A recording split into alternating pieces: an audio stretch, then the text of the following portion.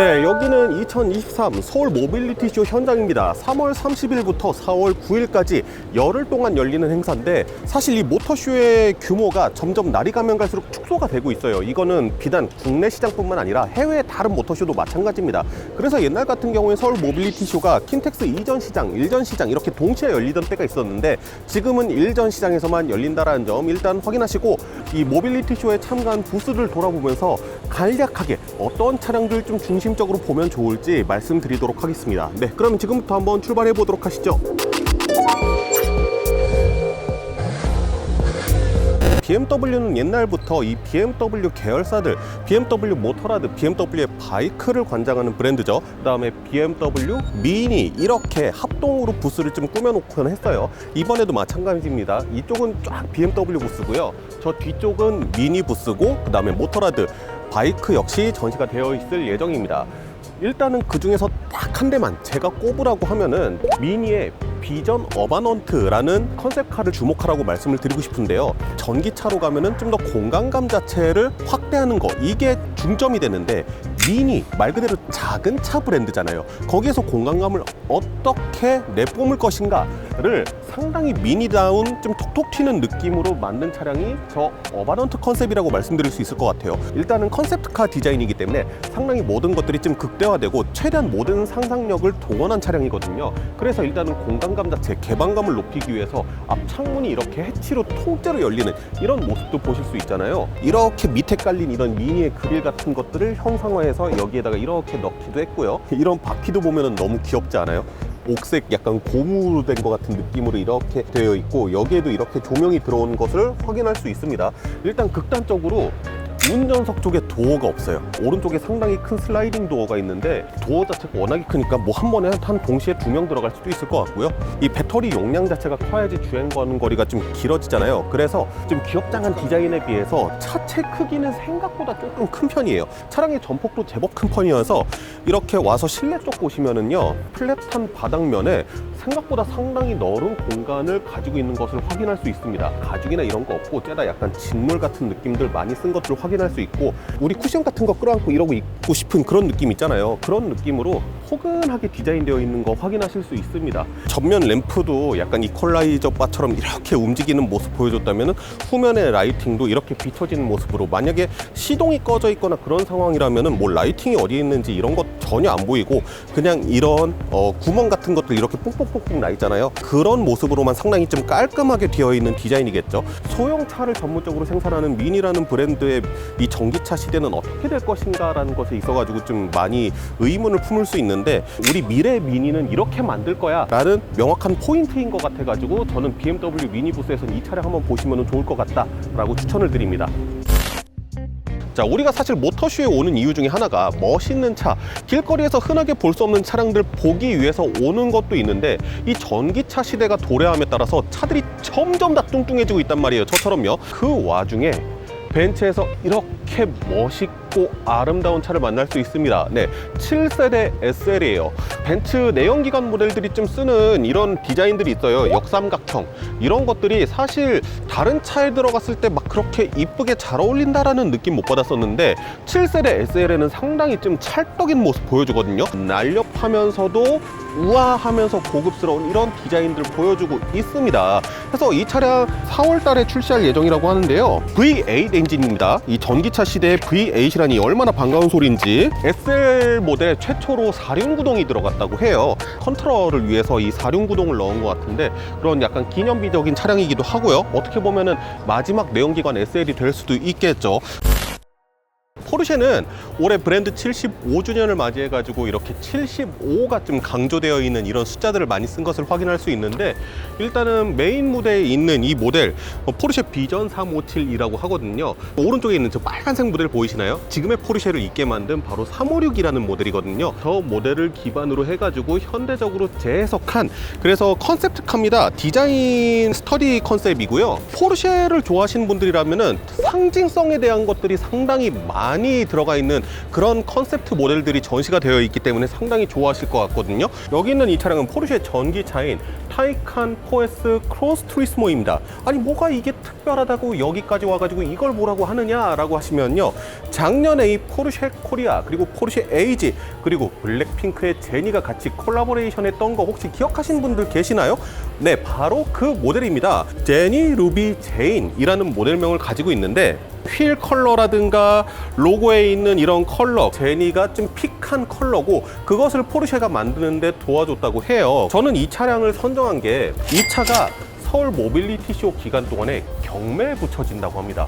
그 수익금의 일부를 초록우산 어린이 재단에다가 기부를 한다고 해요. 이 포르쉐 코리아가 기업의 사회적 책임 이런 것들을 좀 많이 보여주고 있어요. 어쨌든 서울 모빌리티 쇼가 끝나면 누군가는 이 차의 주인이 되는 거잖아요. 그러면은 앞으로는 아마 보시기 힘들 거기 때문에 포르쉐 부스의 원픽으로 한번 이렇게 선정해 봤습니다.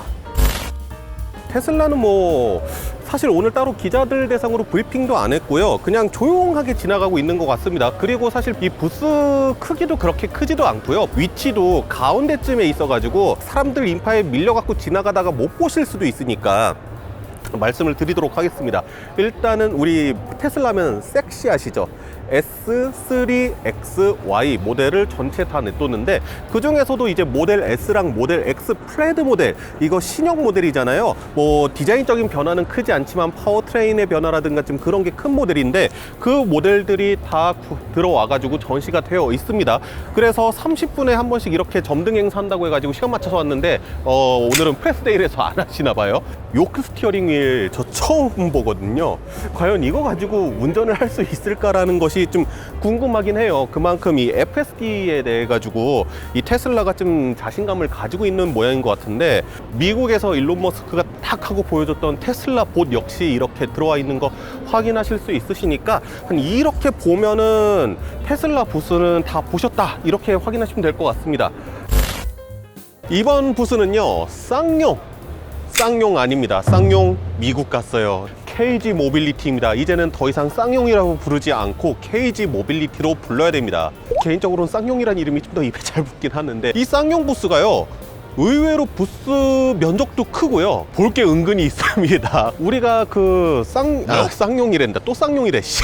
KG 모빌리티를 왔으면은 토레스 EVX를 봐야죠. 컨셉트카가 아니에요. 거의 이대로 양산이 될 거기 때문에 양산형 모델이라고 보시면 될 것 같은데, 옆에 토레스들 세워져 있거든요. 근데 이런 사이드 캐릭터 라인이나 이러한 것들은 거의 동일한 수준에서 전면부, 후면부의 인상만 살짝 바꾼 차량이라고 볼 수 있을 것 같습니다. 배터리 자체가 인산철 배터리가 이렇게 들어갔다고 하는데, 아무래도 좀 장점 위주로 부각을 했죠. 가격이 저렴하다. 그 다음에 다른 리튬이온 배터리에 비해서 화재의 취약성이나 이런 것들은 좀 약하기 때문에 안정성 자체가 확보되어 있기 때문에 그 부분에 있어서 좀 강조를 했어요. 그리고 무엇보다 놀라운 거, 이 차량 최저 트림으로 구매했을 경우에 보조금 받고 하면은 3천만 원대에도 차량 구입할 수 있게끔 해준다고 합니다. 대략적인 가격이 적혀져 있거든요. 이게 확정 가격은 아닌 것 같은데, 제일 낮은 트림 가격이 4,850만 원에서 4,950만 원으로 적혀져 있어요. 그러면 실제로 좀 저렴한 편이기는 하죠. 그리고 주행 가는 거리도 WLTP 기준으로 500km인데 국내 측정으로는 420km 이상으로 할 거라고 해요. 그러면은 사실 주행 가는 거리도 그렇게 짧은 편은 아니라고 얘기를 할 수 있는 거죠. 다만 인산철 배터리이기 때문에 조금 다소 걱정되는 거는, 추워졌을 때 배터리 주행 가는 거리가 조금 낮아질 수 있다라는 거. 근데 이 격차가 좀 심하게 되면은 보조금 받는 데 있어서 조금 한계가 있거든요. 보조금 책정 기준에도 이 동계와 하계 주행 가는 거리의 차이가 또 있기 때문에 보조금을 받아갖고 과연 3천만 원대에 구매할 수 있을지 좀 궁금하긴 한데, 아무래도 일단 저렴하게 나오는 만큼 관심 있으신 분들은 한번 보시면 좋을 것 같아요. 자, 현대차 부스에서는 일반인 분들을 대상으로 2대의 신차를 처음으로 공개를 했습니다. 하나는 바로 제 앞에 있는 이 소나타 페이스리프트 모델이죠. 전면부만 봤을 때는 기존의 DNA3 이미지가 1도 안 보이거든요. 옛날에 좀 맥이 닮았다고 사람들이 그러던 그 소나타의 디자인 개인적으로 저는 호였거든요. 근데 그 DNA보다 얘가 더 이쁜 건 인정. 팬더 디자인을 어차피 변경을 했잖아요. 그러면서 여기에다가 에어 덕트 같은 모양을 하나 만들어서 이렇게 깔끔하게 디자인한 게 조금 측면에서는 달라진 부분, 그 다음에 휠 디자인 변경된 거 아무래도 좀 다르다고 볼 수 있을 것 같고, K5가 성공하는 것을 보고 소나타도 상당히 좀 스포티한 디자인으로 만들어야 되겠다라고 생각을 한 것 같아요. 우리 심리스 호라이즌이라고 부르는 일자 DRL, 지금 현재까지는 이 소나타한테 가장 잘 어울리는 심리스 호라이즌이라고 생각하거든요. 그러면서 헤드램프를 이 밑으로 숨겼죠.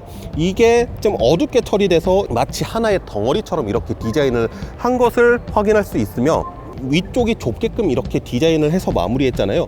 이렇게 하면은 상당히 좀 스포티한 느낌을 살리거든요. 리어 램프는 이렇게 그냥 H 형태로만 이렇게 파놓은 것을 확인할 수 있습니다. 우리 산타페 스파이샷이나 이런 것들 보면은 H자를 강조한 라이팅을 많이 볼 수 있는데, 그러한 모습을 소나타에서 일단은 기본적으로 좀 보여준 것 같아요. 그러면서 이렇게 등이 3개, 2개, 하나나 있는데 5개의 등만 방향지 시등인 거 확인하실 수 있죠. 디자인적인 이유로 방향지 시등이라든가 후진등을 범퍼 하단 쪽으로 내리는 그런 일들이 많았었는데, 상당히 그거에 대해서 불만을 가지고 있던 고객분들이 많았단 말이에요. 그래서 이번에는 그냥 딱 이렇게 위쪽으로 올린 것 같은데 디자인 자체는 상당히 괜찮은 것 같다. 그 다음에 이렇게 웰컴 라이트 들어온 것도 확인하실 수 있죠. 그리고 범퍼도 이렇게 검은색 몰딩 부분을 상당히 위쪽까지 올려가지고 엉덩이를 싹 치켜든 느낌, 그 아래로 마치 이렇게 머플러가 있을 것 같은 이런 모양새를 주면서 진짜 뭔가 좀 달릴 것 같은 차량의 이미지를 줬죠. 이쪽에서도 보면은 살짝 에어덕트 같은 이런 무늬만 내놨어. 제가 낱낱이 분석해서 좀 해석해드리고 싶은데 시간이 많지가 않아요 오늘. 그렇기 때문에 오늘은 전반적으로 수박 겉핥기식입니다. 원래 N9이 2.5L 터보만 적용이 됐었는데 이번에 좀 바뀌었어요. 그냥 디자인 패키지처럼 옵션으로 선택할 수 있게끔 N9이 바뀌었거든요. 이렇게 스포티한 디자인의 N9이 있는데 이게 그냥 2.0 자연흡기일 수도 있는 거예요. 그냥 일반 디자인 버전과 좀 다른 점이라고 하면은, 일반 디자인은 여기에 살짝 무광 크롬이 이렇게 들어간 것을 확인하실 수 있잖아요. N9으로 가면은 이렇게 블랙의 디자인 포인트로 들어갔고, 아까 전에 그냥 일반 모델은 그냥 머플러처럼 느낌이 나게끔 디자인을 했는데 얘는 진짜 머플러가 있습니다. 심지어 듀얼 머플러 팁이 이렇게 양옆으로 나와 있어요. 이런 전동식 트렁크도 들어간 거 확인하실 수 있습니다. 인테리어도 사실 많이 뜯어 고칠 수가 없어요. 왜냐하면 많이 뜯어 고치면 그 다 돈이잖아요. 그래가지고 기본적인 레이아웃은 유지한 상태로 커브드 디스플레이가 현대차 최초로 들어갔다고 합니다. 그랜저에도 안 들어가는 거예요. 우드 내장재를 썼는데 개인적으로는 조금 이해가 안 되는 부분이긴 해요. 그 다음에 뭐 에어벤트 디자인이 살짝 바뀌고요. 스티어링 휠이 코나에 들어가는 게 들어갔어요. 이거 밝은색 들어가면은 별로 안 이쁜데, 기어 레버가 스티어링 휠 컬럼 쪽에 붙어 있는 컬럼식 기어 노브 형태로 바뀌었습니다. 소나타는 제가 나중에 신차 시승할 때 있을 때 그때 더 자세하게 뜯어서 말씀드리는 걸로 하겠습니다. 기아가 의도한 것 같은데 이 차량 말고 전시되어 있는 기아 차량들도 보니까 지금 다 전기차거든요. EV6 GT 있고, 니로 EV 있고, 니로 플러스도 이렇게 있고요. 저희가 작년에 부산 모터쇼 갔을 때 그때만 해도 컨셉카로 만나볼 수 있었는데 이렇게 양산형이 됐습니다. 지금 메인 무대에 있는 거 오른쪽 모델은 그냥 EV9 일반 모델이고요.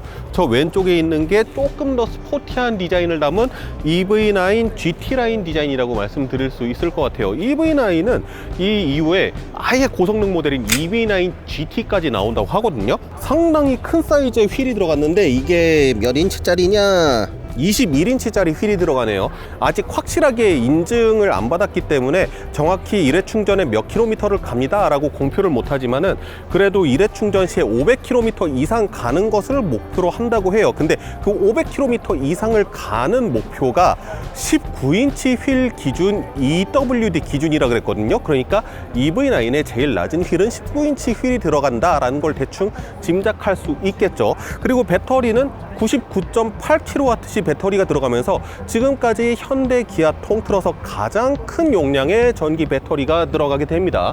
특히 EV9 같은 경우에는 이 2열의 활용도에 대해서 상당히 신경을 많이 썼다 그러거든요. 그래서 이 2열에 총 4가지 종류가 있다고 합니다. 그냥 벤치 시트, 3명이 이렇게 앉는 그 시트 있잖아요. 벤치 시트 외에 이렇게 2열 독립식 시트가 있고, 그 다음에 스위블 시트라고 해서 이 시트가 180도 돌아가요. 그래서 3열하고 마주 볼 수 있어요. 그 옛날에 우리 쌍용 이스타나 보면은 비교가 좀 그런가? 그 쌍용 이스타나 보면은 2열 쪽 시트가 돌아가서 3열 사람하고 마주 볼 수 있는 그런 시트 구조 있었거든요. EV9에도 그거 선택할 수 있다고 하고요. 그리고 네 번째가 이제 조금 편하게 휴식을 취할 수 있는 릴렉션 시트가 들어간, 이렇게 총 4가지의 베리에이션이 있다고 합니다. 공간성에 대해서 상당히 많이 강조를 해요. EGMP 플랫폼을 쓰면서 이 바닥 평탄화를 했고, 그렇기 때문에 3열에 앉았을 때에도 상당히 편안하게 탑승을 할 수 있다라고 강조를 했는데, 일단은 기아에서 얘기한 것처럼 2열하고 3열의 바닥 공간의 차이는 없습니다. 바닥 공간 똑같고요. 뒤에 트렁크 공간을 만들기 위해서 시트를 좀 더 앞으로 한 것 같은데, 2열에 앉아 계신 분이 조금 적극적으로 양보를 해줘야지 3열에 앉았을 때 그래도 좀 편하겠다라는 느낌이 들거든요. 이 시트도 운전석하고 맞췄다고 생각을 할게요. 그러면은 지금 레그룸이 그렇게 넓은 편은 아니거든요. 주먹 하나가 들어갈까 말까 할 정도로, 이 정도로 양보한 상태에서 3열에 앉아보면은 레그룸에 주먹 하나 조금 들어갈까 말까 한 정도? 진짜 광활할 정도로 넓은 크기는 아니다. 그래도 어쨌든 3열까지는 제법 씀찍하다라는 느낌이 있어요. 대신에 3열 같은 경우가 시트 리클라이닝이 되네요. 이거는 의외네. 일반적인 SUV였다면 아마 이 3열 시트를 최대한 이쪽까지 당겼을 것 같은데, 그러면 레그룸 자체는 확보가 되니까. 대신에 EV9은 딱 이 정도는 트렁크 공간으로 여유 마진을 두고, 이 아래쪽에 보면은 아마 소화기라든가 좀 이런 것들을 싣는 공간인 것 같은데, 전기차들 같은 경우에는 최대한 휠 베이스를 확보를 하잖아요. 왜냐면 그 사이에 배터리를 넣어야 되니까. 그래서 휠 하우스가 이쪽까지 밀려나 있어요. 뒷 오버행이 상당히 짧은 거 볼 수 있죠. 그러면은 이 전기 모터가 들어가야 될 부분이 바퀴축에 들어가야 되니까, 제가 딱 봤을 때는 이 3열 시트 아래 정도? 그 정도부터 이제 모터가 들어가야 되기 때문에 어쩔 수 없이 시트 베리에이션을 좀 이렇게 레그룸이 좁더라도 구성한 것 아닐까라고 조심스럽게는 추측할 수 있을 것 같습니다. 운전석에 앉았을 때 일단 수평형 인테리어를 썼기 때문에 실내가 상당히 넓어 보이는 느낌 자체는 있어요. 가장 최근에 시승한 차가 GMC 시에라거든요. 좀 그래서 그럴 수도 있는데, 그렇게 막 광활하다 싶을 정도로 넓거나 그렇지는 않습니다. 그래도 뭐 가족형 SUV로서는 충분한 공간 구조를 가지고 있고요. 기어 레버나 이런 것들 다 칼럼에 붙어 있기 때문에 가운데 공간 활용성 좋은 것도 장점이라고 얘기를 할 수 있겠죠. 우리가 항상 전기차 중에서 앞에 트렁크가 달려있는 차량들 타면은 아쉬웠던 게 뭐냐면은, 항상 본인 열듯이 딱 열어갖고 그 안에서 갈고리 찾아가지고 제껴야 돼 라는 불편함이 있었는데, 리모트 키만 가지고도 앞에 보닛을 열 수 있다고 하는데, 일단 여기 있는 이 버튼을 눌러가지고 열어보면요,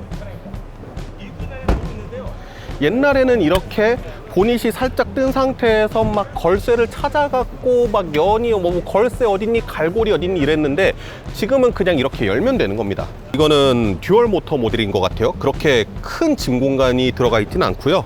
조금 더 스포티한 디자인으로 다듬어졌고, 이 아래쪽에 조금 더 뭐가 많죠. 그 다음에 이렇게 동그란 거 2개 있죠. EV9 GT 라인에는요, 라이다 센서가 2개가 들어가서 고속도로라든가 간선도로에서 자율주행 레벨 3까지 지원을 해준다고 합니다. 여기 세워져 있는 GT 라인 같은 경우에는 이 디지털 사이드 카메라가 적용이 되어 있네요. 열면은 모니터 적용되어 있는 거 확인하실 수 있죠. 오늘은 컨셉이 수박 겉핥기예요. 아직 전달 못 해드린 게 상당히 많습니다. 그러니까 좀 와서 한번 좀 봐주시면 좋을 것 같습니다. 우리 내부에 있는 완성차 업계들은 다 둘러봤거든요. 근데 밖에 있는 완성차 업체가 하나 있어. 전시관 말고 아예 주차장 쪽에 있는 거, 그거 하나만 보여드리고 오늘 영상 마무리하도록 하겠습니다.